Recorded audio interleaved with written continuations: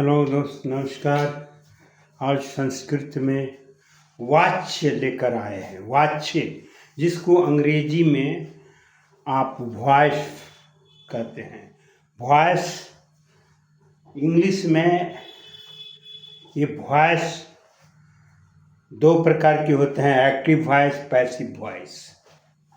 लेकिन संस्कृत में तीन प्रकार के होते हैं। एक्टिव पैसिव तो होता ही है। एक्टिव को हिंदी या संस्कृत में कहते हैं कर्तृवाच्य, पैसिव वॉइस को कर्मवाच्य, और एक तीसरा वाच्य होता है भाववाच्य। अंग्रेजी में दो, संस्कृत में तीन: कर्तृवाच्य, कर्मवाच्य, भाववाच्य। ये वाच्य है क्या? जब क्रिया का पुरुष, वचन, लिंग जिसके अनुसार निर्धारित हो वह वाच्य कहलाता है। आप कभी देखिएगा सेंटेंस में क्रिया का वचन, लिंग या पुरुष कर्ता के अनुसार होता है तो कर्तृवाच्य हुआ, और जब कर्म के अनुसार होगा तो कर्मवाच्य होगा, और जब किसी के अनुसार नहीं होगा तो भाववाच्य होगा।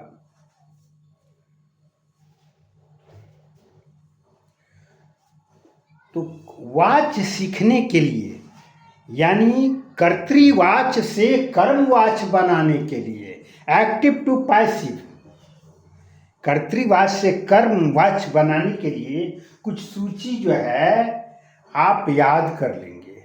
ये है गच्छति, ये कर्तृवाच्य है जो आप जानते हैं। गच्छति, पठति, लिखति, हसति, धावति, ये कर्तृवाच्य की क्रिया है। और इसको कर्मवाच्य में जो बनाएंगे उसमें यक प्रत्यय आता है, यक में य बचता है। सारे जितने धातु हैं उसमें यक लगेगा, तभी वह जो है कर्मवाच्य की क्रिया बनेगी।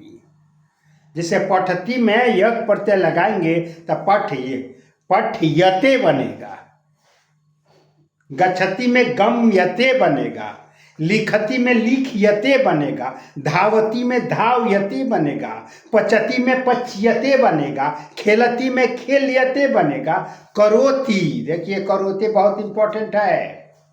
करोति में क्रियते होता है। देखिए करोति शब्द है, क्रियते क में हर्षिकार है, और जब खरीदना होगा क्रीणाति, क्री धातु है तो दीर्घकार हो जाएगा, क्रियते माने खरीदा जाता है। तो ये गच्छति का जो गम्यते बना है, गम्यते मीन्स जाया जाता है, पठ्यते पढ़ा जाता है, लिख्यते लिखा जाता है, धाव्यते दौड़ा जाता है, पच्यते पकाया जाता है, पृच्छ्यते पूछा जाता है, दीयते, जितनी धातु आ वाला धातु जो होता है, जैसे दा है तो यते, उसमें जो है ना दा को दीर्घिकार कर देते हैं, ऐ वाला को भी दीर्घिकार करते हैं। दा ददाती है तो दीयते, गायती है तो गीयते। कर्मवाच्य में भवती हो चाहे अस्ति हो उसका भूयते होगा कर्मवाच्य में। तो ये इसको जो है ना सूची आपको याद करना होगा, तब जो है कर्तृवाच्य से कर्म। इसके बाद जो है याद करने के लिए जो है एक आत्मनेपदी धातु का लट लकार अभी पढ़ा रहे हैं हम। लट लकार जानने के लिए आत्मनेपदी धातु याद करना होगा लट लकार का। जैसे इसमें है हमने लभ धातु, लभ भल अर्थ है, ये लभ का अर्थ पाना होगा, प्यार करना नहीं होगा। लभ मीन्स पाना, प्राप्त करना। तो इसका प्रथम पुरुष में एक वचन लभते, लभेते, लभन्ते, लभसे, लभेथे, लभध्वे। उत्तम पुरुष में है लभे, लभावहे, लभामहे। ये याद करना। तीसरे नंबर कि आपको तृतीया विभक्ति का ज्ञान होना चाहिए। बिना तृतीया विभक्ति के ज्ञान का नहीं बनेगा। और तृतीया विभक्ति का ऐसे जो है ना, आपको याद है तो अच्छी बात है, नहीं है तो कुछ पहचान के लिए माया त्वया, अहम का माया होता है, तुम का त्वया, ये तो डेफिनेटली रट जाइए क्योंकि इसका बार बार आता है। अहम का माया और तुम का त्वया एक वचन में। बाकी है जिसमें एन लगा हो, बालकेन, छात्रेन, देवेन, कृषकेन, तो एन लगा हो वो भी तृतीया विभक्ति है। भी आ जाए बहुवचन में, भी तो सूत्र है, छत्रा भी, लता भी, साधु भी, मुनि भी, पितृ भी आ जाए वो भी तृतीया है। तृतीया को कम से कम याद कीजिएगा। आई आ जाए जैसे बालकई, छात्रई, वो भी तृतीया बहुवचन है। ना आ जाए एक वचन है, जिसके अंत में ना आ जाए वो तृतीया विभक्ति एक वचन है। साधुना, मुनिना, कविना, ओया आ जाए, लताया, वो तृतीया एक वचन है। त्रा जिसके अंत में आ जाए, त्रा, जैसे पितृ शब्द के तृतीया एक वचन लिखना है तो पित्रा, मातृ का मात्रा, भ्रातृ का भ्रात्रा, त्रा जिसके अंत में आ जाए वो तृतीया विभक्ति है। तेन आ जाए, तेन सहतौ का रूप है, तेन तृतीया विभक्ति एक वचन है। और इसी का स्त्रीलिंग में सा का जो होता है तया होता है तृतीया एक वचन। लता पर चलता है तो लताया था तया, और स का तेन होता है। लेकिन इन सारे में जो है दो ज्यादा महत्वपूर्ण है। मैं का माया लिखिएगा तृतीया, यानी अहम का माया, और तुम का त्वया, एकदम अब ये याद कर लीजिए। अहम की तृतीया माया, तुम की तृतीया त्वया।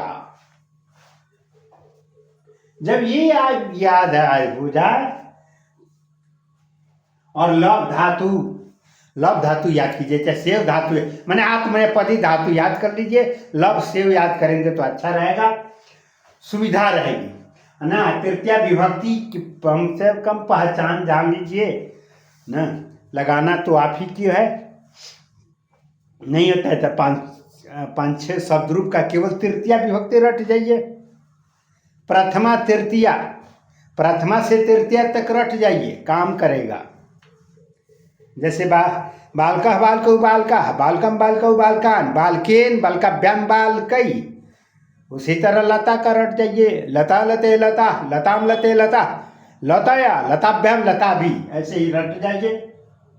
अब आइए कर्तृवाच से कर्मवाच बनाने का नियम। जैसे आप अंग्रेजी में बनाते हैं, बस बिल्कुल अंग्रेजी जैसा है, कंपेरिजन कीजिए अंग्रेजी ग्रामर से, संस्कृत ग्रामर मिलता जुलता है।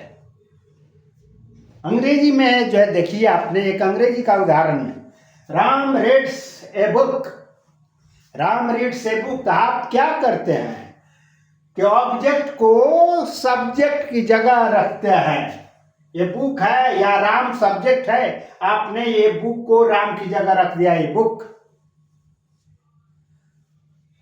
अब चूंकि प्रेजेंट सिंपल प्रेजेंट है तो उसका नियम है, सिंपल प्रेजेंट होता है तो वाच के लिए, पैसिव वॉइस के लिए सिंपल प्रेजेंट में तीसरा रूप तो सारे में ही दिया जाता है।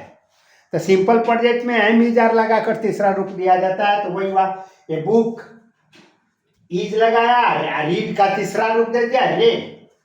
अब राम को आपने बाई राम लिखा। बाई राम क्या है? बाई राम का अर्थ होता है राम से तृतीया विभक्ति है। संस्कृत में तृतीया विभक्ति लगती है, अंग्रेजी में बाई लिखते हैं, बात तो एक ही है। अब आइए संस्कृत के उदाहरण से समझिए। वाच का नियम है कि कर्ता को आप तृतीया विभक्ति में रखिए। कर्ता को तृतीया विभक्ति में याद कर लीजिए। जब भी कर्तृवाच से कर्मवाच बनाए, पहला नियम है कर्ता को तृतीया विभक्ति में रखिए, कर्म को प्रथमा विभक्ति में रखे। पहला नियम कर्ता को तृतीया विभक्ति, दूसरा नियम कर्म को प्रथमा विभक्ति, तीसरा नियम कलम रोक दीजिए। जैसे ही कर्म को प्रथमा दीजिएगा कलम रोक दीजिएगा, बिना रुके आगे मत बढ़िएगा, नहीं तो एकदम गलत होना है। कलम रोक देंगे और उसमें हम देखेंगे ये जो आपने कर्म में जो प्रथमा विभक्ति लगाए हैं उसका हम पुरुष पहचानेंगे, पुरुष वचन पहचानेंगे। जैसे यहाँ देखिए, रामः पुस्तकम पठति, ये रामः सब्जेक्ट है, कर्ता है, तो आप पहला नियम हुआ कि कर्ता में तृतीया विभक्ति लगाना है, रामेन हो जाएगा। दूसरा नियम है कर्म में क्या पढ़ता है, पुस्तक, पुस्तक कर्म है, तो एक पुस्तकम में द्वितीया लगी हुई है, इसको प्रथमा बना देना है। तो आप जानते हैं फल का रूप चलता है फलम फले फलानी, और द्वितीया में भी वही होता है फलम फले फलानी, तो फल के आधार पर ही पुस्तक का रूप चलेगा, तो प्रथमा द्वितीया सेम रहता है। तो इसीलिए पुस्तकम का पुस्तकम ही रहेगा, लेकिन प्रथमा माना जाएगा, कर्मवाच में वह प्रथमा हो गया। तो आपने दिया राम को तृतीया विभक्ति आपने लगाया रामेन, और पुस्तक एक कर्म है, इसमें आपने प्रथमा विभक्ति लगाकर पुस्तकम बनाया। अब यहाँ पर कलम पुस्तकम, जैसे ही द्वितीया को आप प्रथमा बनाएंगे कलम रोक दीजिएगा और इससे पूछिएगा, बिना पूछे आगे मत जाना है। जैसे हम कहीं अनजाने जगह पर जाते हैं तो हम बार बार पूछते हैं रास्ता, तो उसी तरह इस पुस्तक से पूछेंगे, पुस्तक तू बता कौन पुरुष का वचन है, कौन पुरुष का वचन पूछेंगे पहले, तब हम लिखेंगे। तो आप जानते हैं ये संसार में माया और हम उत्तम पुरुष है, दो ही है उत्तम पुरुष, माया और हम, और एक है मध्यम पुरुष तुम, दोनों मिलाकर तीन हुआ, मैं हम तुम। ये तीनों छोड़कर पूरा डिक्शनरी प्रथम पुरुष है, जान लीजिए।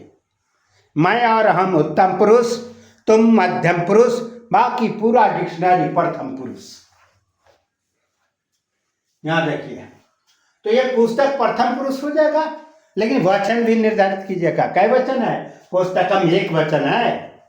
जब पुस्तकम एक वचन है, प्रथम पुरुष एक वचन है, तो इस लब धातु का प्रथम पुरुष एक वचन देखिए, लभते,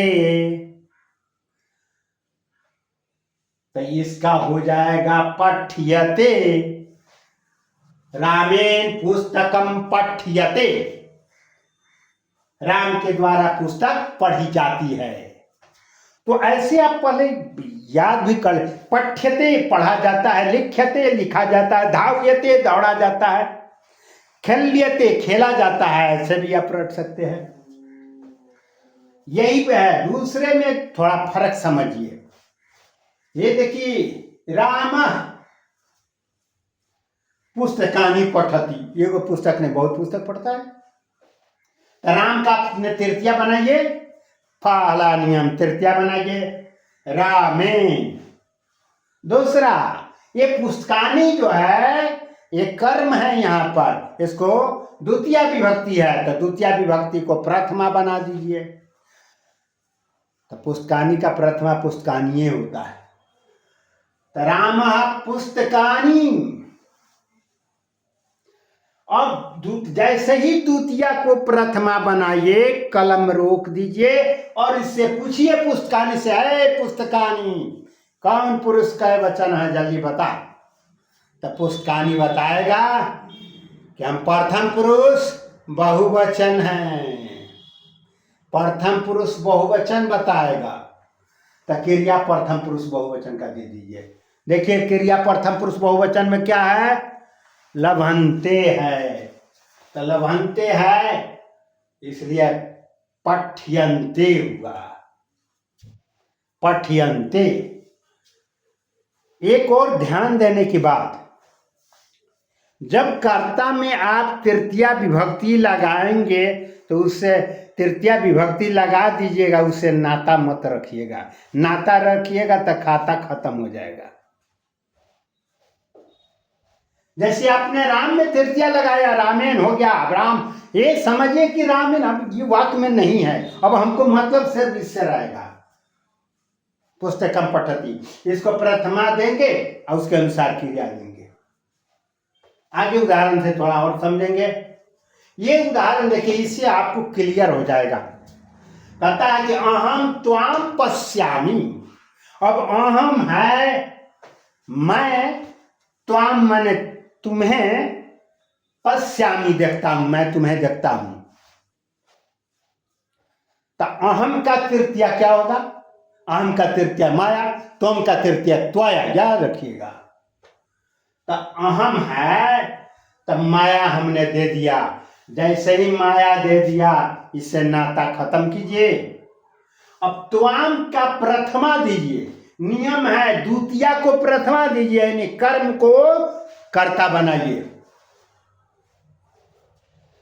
तो त्वाम का प्रथमा त्वम होता है, त्वम, तो हमने त्वम लिख दिया, माया त्वम।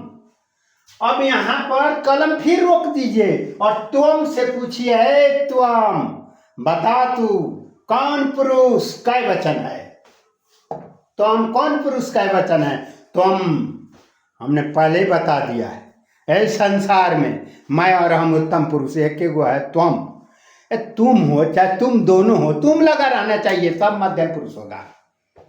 तुम दोनों, तुम लोग, तुम सब। तो यहां पर जो है ना, ये तुम कहता है मैं उत्तम पुरुष एक वचन हूं।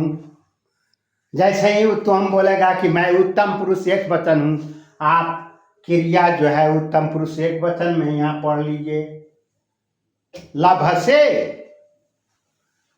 लभसे है तो देखना का पश्यति का दृश्यते होता है, तो दृश्य से, ये लभसे तो दृश्य से, क्योंकि त्वम मध्यम पुरुष एक वचन है, इसलिए क्रिया में देखिए लभ से लगा हुआ है, तो हम भी इसमें से लगा दिए, कोई बड़ी बात नहीं है। अगला उदाहरण देखिए, कहता है त्वम माम पश्यसि। अब यहां त्वम करता है, तो पहला नियम क्या है, कर्ता को तृतीया विभक्ति बनाओ। त्वम का तृतीया त्वया, त्वया हमने लिखा। अब ये माम द्वितीया है, इसको प्रथमा बनाओ, तो माम का प्रथमा अहम होता है, माम का प्रथमा हमने अहम बना दिया। अब कलम रोक दीजिए, जैसे ही द्वितीया को प्रथमा बनाइए, कलम रोक कर उससे पूछिए, है अहम तो बता कौन पुरुष का वचन है। अहम बोलेगा कि मैं उत्तम पुरुष एक वचन, तो अहम उत्तम पुरुष एक वचन है, इसलिए आप क्रिया भी उत्तम पुरुष एक वचन दीजिएगा। यहां देखिए उत्तम पुरुष एक वचन में लभे, तो उसका हो जाएगा दृश्य। देखिए दृश्य, लभे तो दृश्य। यहां देखिए ये भी, इससे भी आपको छात्र कार्यम कुर्वन्ति, छात्र कार्य करते हैं, तो छात्रा देखिए यहां प्रथमा बहुवचन है, तो क्रिया तृतीया बहुवचन आपको देना होगा। छात्रा का हमने छात्र ही लिखा, अगर स्त्रीलिंग मानेंगे तो छात्रा भी देना होगा। लता का तृतीया बहुवचन लता भी, छात्रा माने बालिका के लिए आया है, अगर उसको स्त्रीलिंग मानते हैं तो छात्रा भी होगा, पुल्लिंग मानते हैं तो छात्र ही लिखना होगा। तो हमने पुल्लिंग माना है यहाँ पर छात्र ही लिख दिया। कार्यम, ये कार्यम सब फल पर चलता है। फलम फले फलानी, फलम फले फलानी, कार्यम कार्य कार्यानी, कार्यम कार्य कार्यानी। इसलिए प्रथमा द्वितीय सेम रहता है, तो हम कार्यम का कार्यम दे दिया। छात्रई कार्यम हमने जो बताया कि कर्ता में जैसे ही प्रथमा विभक्ति दीजिए उससे नाता समाप्त कर लीजिए। नाता, जैसे आपने छात्रा को छात्रई लिखा, अब इससे नाता, ये समझिए कि अब छात्री छात्रा है, ये नहीं है, नहीं तो दिमाग में आ जाएगा कि ये बहुवचन है, तो सब काम गड़बड़ हो जाएगा। इसलिए कर्ता को तृतीय विभक्ति लगाइए और उसको उससे नाता समाप्त कर लीजिए। समझिए कि वो वाक्य में नहीं है। छात्रई, नाता समाप्त। और कार्यम का प्रथमा कार्यम हुआ। अब इस कार्यम से कलम रुककर पूछेंगे, कार्यम बता तू कौन पुरुष का वचन है? तो कार्यम बोलेगा मैं प्रथम पुरुष एक वचन हूं। तो क्रिया आप दे दीजिए, प्रथम पुरुष एक वचन लभते, तो हो जाएगा क्रियते। करोति का क्रियते होता है। अब खरीदना क्रीणाति आएगा तो क में दीर्घकार दीजिएगा, क्रियते उसका भी होता है।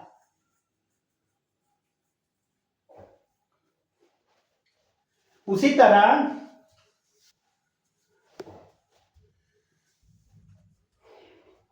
छात्राः गृहं गच्छन्ति, छात्राः गृहं गच्छन्ति है, तो छात्राः जो है बहुवचन है, तो बहुवचन को हम तृतीया बहुवचन देंगे छात्रई। गृहम का गृह में होता है, नपुंसक लिंग है, तो गृहम। अब गृहम से कलम रोक कर पूछेंगे, गृहम बताओ तू कौन पुरुष का वचन है? गृहम बोलेगा कि मैं प्रथम पुरुष एक वचन हूं, तो क्रिया प्रथम पुरुष एक वचन देंगे। तो प्रथम पुरुष एक वचन में गम्यते होता है, गम धातु से गम्यते होता है। छात्रा ही गृहम गम्यते बनेगा। यहाँ विद्यार्थी क्या करते हैं, अब छात्रा है, छात्र ही बना डालेंगे और इसको दिमाग में रख लेंगे कि छात्रा बहुवचन है और क्रिया बहुवचन दे देंगे। जैसे ही कर्ता को तृतीया बनाइए उसका खेला समाप्त। अब समझिए वह वाक्य में नहीं है, सिर्फ जो बचा उसी के अनुसार आप निर्णय लेंगे।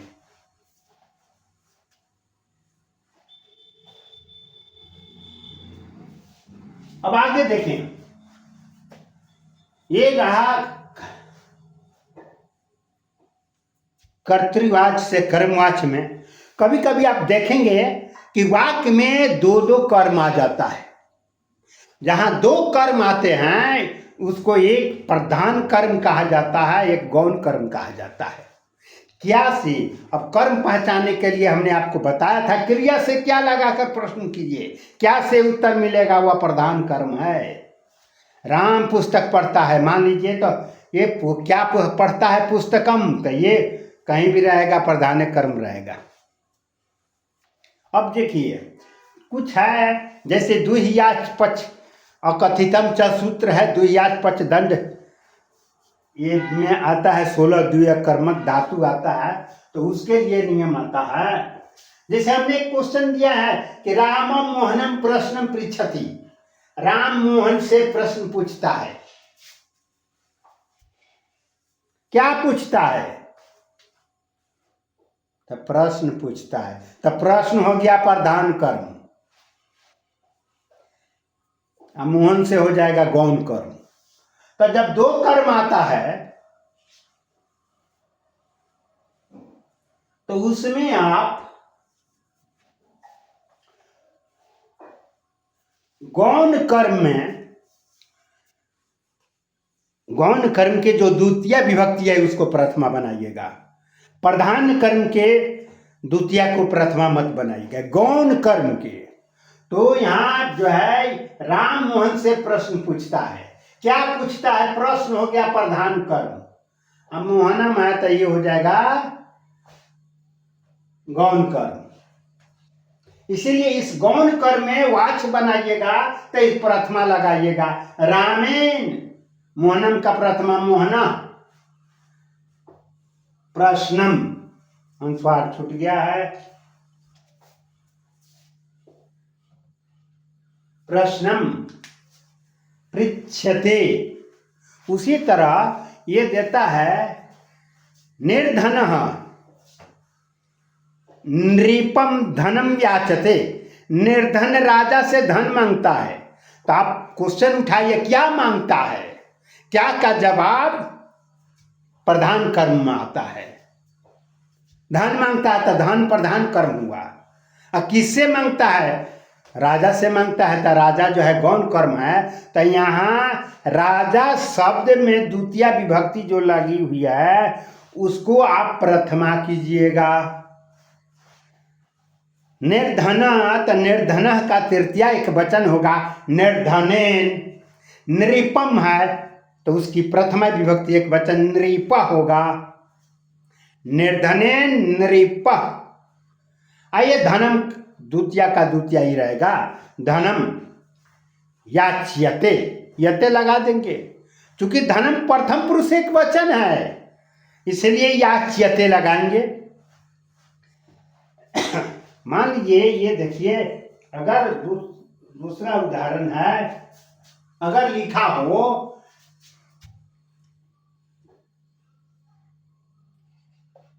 राम गजौ, राम गजौ पश्यति। देखिए राम दो हाथी को देखता है, अर्थ हुआ। तो आप राम में तृतीया लगा दीजिए, रामेन बना।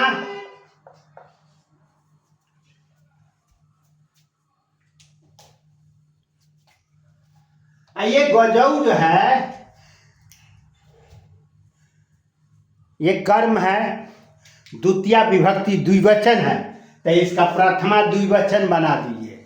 तो प्रथमा द्विवचन में जैसे बालकः बालकौ बालका, बालकम बालकौ, बालकवे होता है, तो प्रथमा में ही गजौ होगा, गजौ। राम का तृतीया रामेन। अब राम से मतलब नहीं है, तृतीया लगाए मतलब समाप्त। इससे मतलब है गजौ। अब कलम रोकिए और गजौ से पूछिए है गजौ तो बता कौन पुरुष का वचन है। आप देखते हैं गजौ द्विवचन है, अब प्रथम पुरुष है क्योंकि मैं और हम उत्तम पुरुष है, एक तुम मध्यम पुरुष है, बाकी पूरा डिक्शनरी प्रथम पुरुष। गजौ प्रथम पुरुष द्विवचन है, तो प्रथम पुरुष द्विवचन में देखिए क्या है, लभेते। तो इसका हो जाएगा दृश्येते। ये लभेते तो क्रिया हो जाएगी दृश्येते, ये दृश्य, दृश्य एते लिख देंगे, दृश्यते।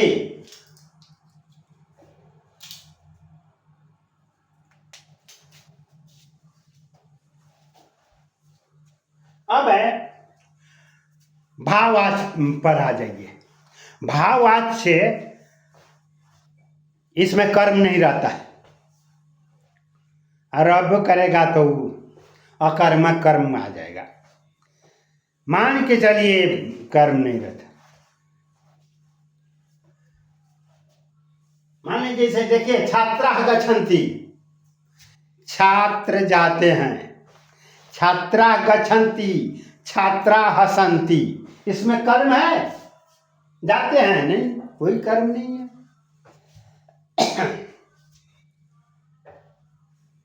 छात्र हंसते हैं, क्या हंसते हैं, जवाब नहीं मिला, तो कर्म नहीं है। तो जब कर्म नहीं है तो सुन लीजिए इसका कैसे बनाइएगा। एक छात्रा है, आपने देखा एक प्रथमा विभक्ति बहुवचन है, तो आप तृतीया बहुवचन दे दीजिए, छात्रा का छात्र ही लिख दीजिए और नाता समाप्त कर दीजिए, छात्र ही। तो जिस वाक्य में कर्म नहीं हो, याद रखिए, जिस वाक्य में कर्म नहीं हो, क्रिया सदा एक वचन, प्रथम पुरुष एक वचन में। जिस वाक्य में कर्म नहीं है उसकी क्रिया जो है हमेशा प्रथम पुरुष एक वचन में होती है। यहां देखिए, छात्रा गच्छन्ति, बीच कर्म नहीं है, हम छात्रा को तृतीया लगाया और एक वचन में लभते गम्यते कर दिया। बालकाः पठन्ति, बालकाः पठन्ति दिया हुआ है, बीच में नहीं है, तो हम बालकैः बनाया और पठ्यते लिख दिया। अब ये नहीं देखे कि वो बालका बहुवचन है तो यते क्यों लगाएंगे, यंते लगा दे, नहीं, क्योंकि तृतीया लगा कि नाता समाप्त। आप अंग्रेजी में भी देखिए कि अंग्रेजी में जब जैसे ही जो है बाई राम लिखते हैं उससे नाता समाप्त हो जाता है। वो बाई राम के आधार पर आप क्रिया नहीं देते हैं। आप यहाँ रीड से बुक है, ये बुक के आधार पर आप यहाँ पर क्रिया दिए हैं, a book is red by Ram, he writes an essay is written by him बनाते हैं तो हिम से इसका मतलब नहीं है। उसी तरह संस्कृत में आप कर्ता में तृतीया विभक्ति जब लगाइए उसे नाता समाप्त कर दीजिए। उसके अनुसार ये कभी नहीं सोचिएगा कि हम क्रिया देंगे चाहे वचन देंगे। इसलिए कहा जाता है कर्ता में तृतीया विभक्ति लगाकर नाता समाप्त कर लीजिए, बस रह जाएगा कर्म और क्रिया। कर्म में देखिएगा जय जिस वचन का कर्म होगा उसी वचन का आप प्रार्थना दे दीजिए, और प्रार्थना जब आप दे देंगे तो कलम रोक दीजिएगा और पूछिएगा, प्रार्थना बता तू कौन पुरुष कई वचन, वो बताएगा आपको कि मैं फलना पुरुष हूँ, फलना वचन हूँ, और उसी के अनुसार आप क्रिया दे दीजिए, वाच्य बन जाएगा। कर्तृवाच्य से कर्मवाच्य बन जाएगा। भरने के लिए देता है परीक्षा में, परीक्षा में भरने के लिए देता है।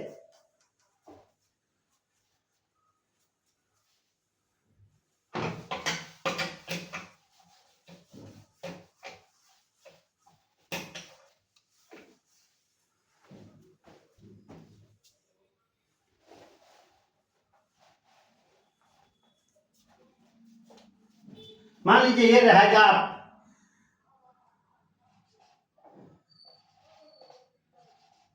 पठ्यन्ते दिया रहेगा,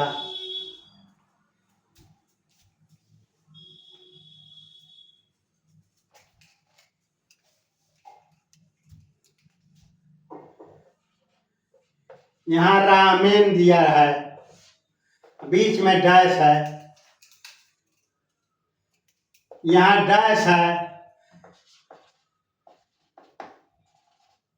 निबंधम लिख्यते है, यहाँ रहेगा पठामी,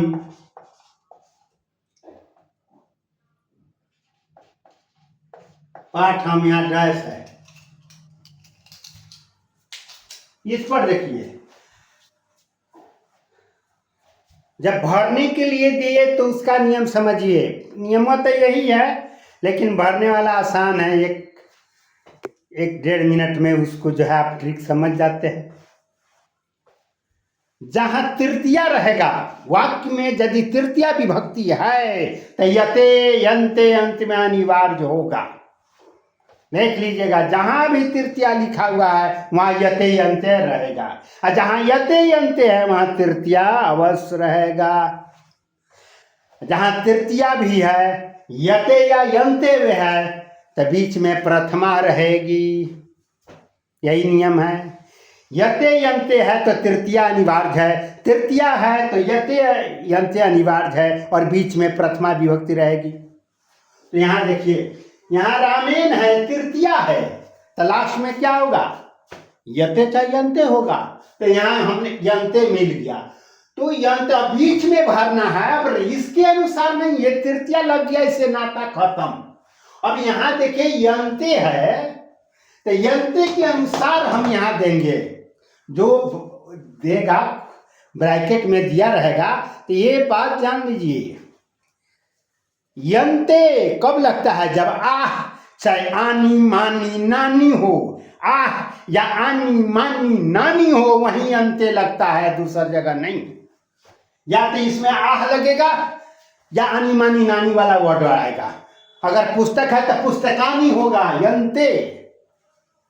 अगर पाठ है तो पाठा, आह। इसलिए आह यानी मानी नानी। बिना आह आनी मानी नानी का यंते नहीं लिखा जाएगा। पट्यंते यहाँ यते है, देखिए यते है, निबंधम में दिया हुआ है यते निबंधा, ये निबंधा है, विसर्ग छुटा हुआ है, ये निबंधा है।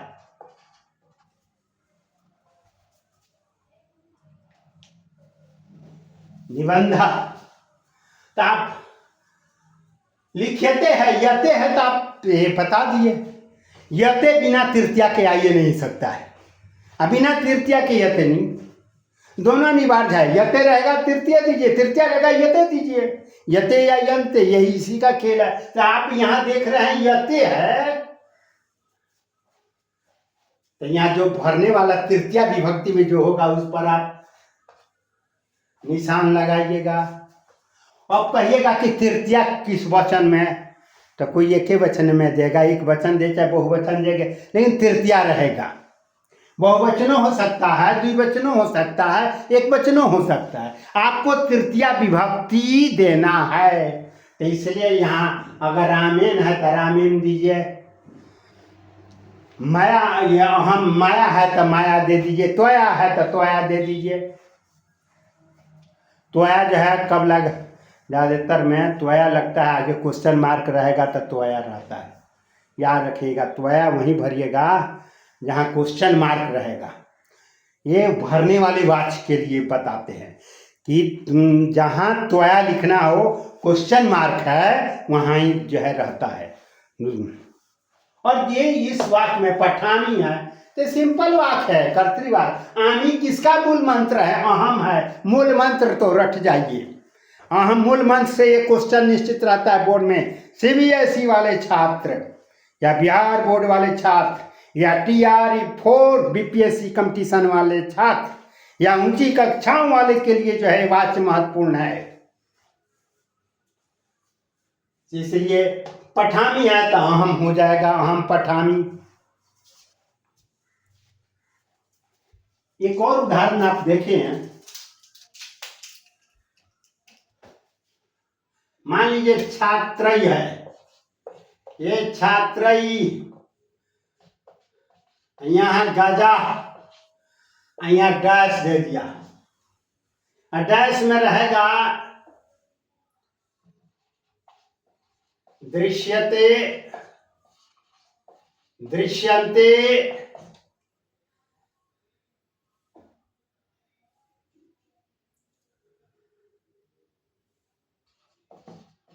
पश्याम, जो है तीनों में तीनों दिया है। अब तीनों ऑप्शन में जो है आपको देखना है छात्रई गजा, तो पहले ही बता दिया है छात्रई, ये तृतीया है और तृतीया से नाता भी नहीं रखना है, जान लीजिएगा। नाता मत रखिएगा, नहीं तो खाता निकल जाएगा, उनका नंबर का खाता समाप्त हो जाएगा। तृतीया लगाइए, नाता समाप्त रखिए। छात्रई लिखा हमने,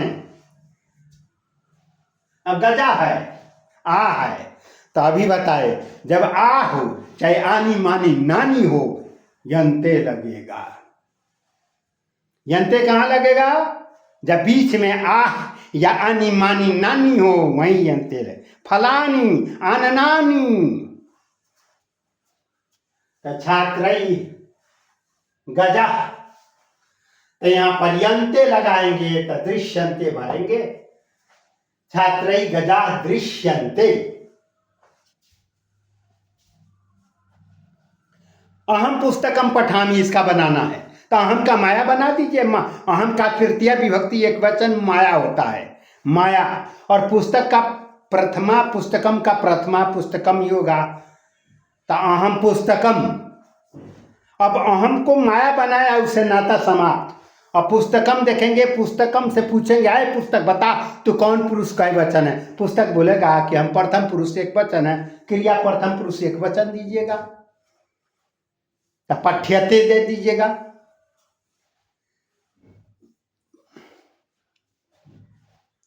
देता है बालका का, बालका अब फलम दे देगा खादंती, बालका फलम खादंती। अब बालका शब्द है तो तृतीया लगा दिया, बालका बहुवचन है तो तृतीया बहुवचन दिया बालकई, और फलम प्रथमा बनाइए फलम ही होगा। अब तृतीया बालका का बालकई बनाए, उसे नाता समाप्त कर लिए। और फलम से पूछेंगे आए फल बता तू कौन पुरुष का ये वचन, वह बोलता है कि मैं प्रथम पुरुष एक वचन है, तो आप क्रिया प्रथम पुरुष एक वचन दे दीजिए। फलम खाता है तो खाद्यते, खाद्यते। ये द्वि कर्म वाला भी याद कर लेंगे। द्वि कर्म में एक जो है आपका नी धातु आएगा, नी धातु आता है, क्रिस धातु आता है, वह धातु आता है, तो उसका अलग नियम होता है। जैसे यहाँ उदाहरण में आपको दिया है रामा ग्रामम आजाम नयति, राम बकरी को गांव ले जाता है, तो यहाँ मुख्य कर्म पहले पहचानेंगे क्या ले जाता है, तो बकरी, बकरी हो गया मुख्य कर्म, यह आजाम मुख्य कर्म हो गया। तो नयति धातु में यदि आ जाए तो वहां जो है मुख्य कर्म में ही प्रथमा विभक्ति लगेगी, बाकी जगह गौण कर्म में लगाइएगा। खैर ये जो है जब कठिन प्रश्न पूछेगा तब ये सब क्वेश्चन देता है, नहीं तो सामान्य रूप से देता है ना। तो इसलिए इसे रामेन ग्रामम अजा नियते होगा, यहाँ आजा में तृतीया लगा है। इसके पहले बताए थे रामेन मोहना, मोहनम को मोहनम है हमने प्रथमा लेगा, प्रश्न पृच्छति, पृच्छति। तो इस तरह से आपको सबसे पहले सुझाव मानिए, आपको ये गच्छति का गम्यते, पठति का पठ्यते याद कीजिए, लब धातु याद कीजिए, और प्रथमा से तृतीया तक शब्दरूप याद कीजिए, जिसमें अस्मद उसमद जरूर याद कीजिए। अस्मद माय का, युष्मद तुम का, तत् का स्व, एक बालक साधु लाता याद कर लीजिए।